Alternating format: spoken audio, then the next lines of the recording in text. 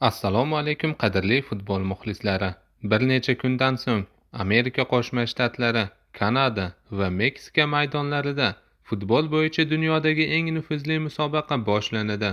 2 yil avval Yevropada chempion bo'lgan Ispaniya terma jamoasi bosh murabbiyi Luis de la Fuente jahon chempionatiga boradigan 26 talik tarkibni e'lon qildi.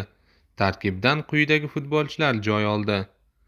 Darvozabonlar: Unai Simon, Athletic Bilbao, Ispaniya; David Raya, Arsenal, Angliya; Joan Garcia, Barselona, Ispaniya.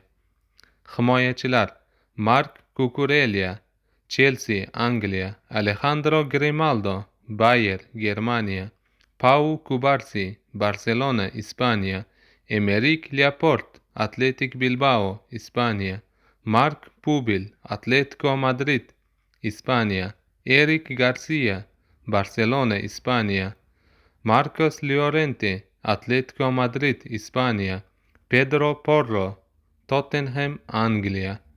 Yarim himoyachilar: Pedri, Barselona, Ispaniya; Fabian Ruiz, Paris Saint-Germain, Fransiya; Martin Subimendi, Arsenal, Angliya; Gavi, Barselona, Ispaniya; Rodri, Manchester City, Angliya; Alex Baena, Atletico Madrid, Ispaniya; Mikel Merino, Arsenal, Angliya. Hujumchilar: Mikel Oyarzabal, Real Sociedad, Ispaniya; Dani Olmo, Barselona, Ispaniya; Nico Williams, Athletic Bilbao, Ispaniya; Yeremy Pino, Crystal Palace, Angliya; Ferran Torres, Barselona, Ispaniya; Borja Iglesias, Celta, Ispaniya; Victor Munoz, Osasuna, Ispaniya; Lamine Yamal, Barselona, Ispaniya.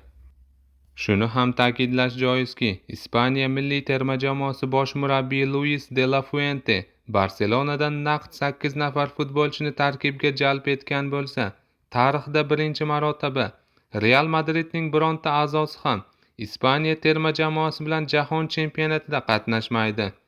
Real Madridning ispaniyalik futbolchilari Din Huysen, Raul Asensio, Dani Carvajal, Alvaro Carreras, Fran Garcia, Dani Ceballos, Gonzalo Garcia kabi a'zolari De La Fuentening yakuniy ro'yxatiga kiritilmadi.